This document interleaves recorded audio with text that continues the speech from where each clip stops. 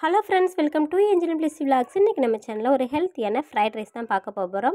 Cabbage fried rice தான். இதுக்காக ஒரு டேபிள் ஸ்பூன் ஆயிலை கடாயில் சேர்த்துட்டு ஸ்டவ் ஆன் பண்ணிவிட்டு அது கூட கடுகு, அது கூடவே கடுகு பொரிஞ்சதுக்கப்புறமா ஒரு டேபிள் ஸ்பூன் அளவுக்கு வேர்க்கடலை சேர்த்துக்கலாம். சேர்த்துட்டு இதை நல்லா நம்ம வறுத்துக்கலாம். வேர்க்கடலை வறுப்பட்டதுக்கப்புறமா சின்ன வெங்காயத்தை கட் பண்ணி இதோட சேர்த்துட்டு அது கூடவே ஒரு பச்சை மிளகாவே நம்ம சேர்த்துடலாம். சேர்த்துட்டு பொடியாக நறுக்குனதான கேரட், உங்கள் வீட்டில் கேப்சிகம் இருந்ததுன்னா கேப்சிகம் கூட சேர்த்துக்கோங்க, ரொம்ப நல்லாயிருக்கும். என்கிட்ட இல்லை, அதனால் கேரட் மட்டும் சேர்த்துட்டு நல்லா வதக்கி விட்டுட்டு அது கூட 1/2 டீஸ்பூன் அளவு மல்லித்தூள், 1/2 டீஸ்பூன் அளவு ஜீரகம், 1/2 டீஸ்பூன் அளவுக்கு கரம் மசாலா சேர்த்துருக்கேன். சேர்த்துட்டு அதை நல்லா வதக்கி விட்டுட்டு இப்போ நாம் கழுகி கட் பண்ணி வச்சதான கோஸை நாம் இப்போ இதோட சேர்த்துடலாம்.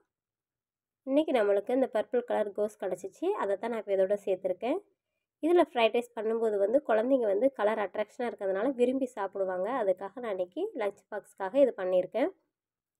இப்போ இது நல்லா நம்ம வதக்கி விட்டுடலாம். கோஸ் நம்மளுக்கு சீக்கிரமே வெந்துடும். நான் ரொம்ப பொடியாகவும் நறுக்கி இருக்கிறதுனால சீக்கிரம் வெந்துடும். இப்போ அடுப்பை மீடியமில் வச்சுட்டு நம்ம நல்லா வதக்கி விட்டுடலாம்.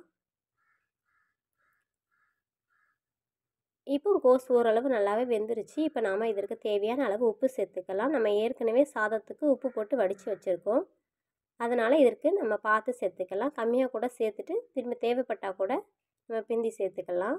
இப்போ ஓரளவு உப்பு சேர்த்துட்டு நல்லா இதை நம்ம வதக்கி விட்டுடலாம். அடுப்பை மீடியம்லேயே வச்சுட்டு வதக்கி விடுங்க. இப்போ பாருங்கள், நம்மளுக்கு ஓரளவு கோஸ் நல்லாவே வதங்கி வெந்துருச்சு. இப்போ நம்ம வேக வச்சதான சாதத்தை இதோடு சேர்த்து நம்ம கலந்து விட்டுடலாம்.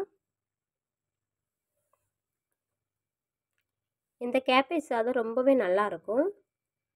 லஞ்ச் பாக்ஸுக்கு டக்கு நம்ம வேறு எதுவும் பண்ண தேவை, இதை மட்டும் பண்ணி கொடுத்தாலே போதும்.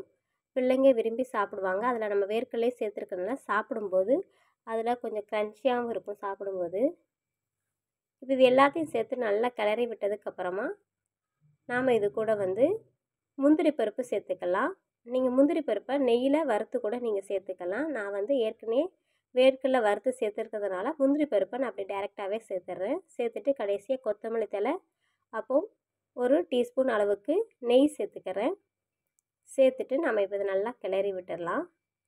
நம்ம கடைசியாக சூடாக இருக்கும்போது நெய் சேர்த்து கிளறினோம்னா நல்லா வாசனையாக இருக்கும். இது நல்லா கலந்து விட்டுட்டு நம்ம பிள்ளைங்களுக்கு லஞ்ச் பாக்ஸில் வச்சு கொடுத்துடலாம். இன்றைக்கி பார்த்ததான இந்த ரெசிபி உங்களுக்கு பிடிச்சிருக்குன்னு நம்புகிறேன். பிடிச்சிருந்தால் லைக் பண்ணுங்கள். தொடர்ந்து அடுத்த வீடியோவில் சந்திப்போம். நன்றி, வணக்கம்.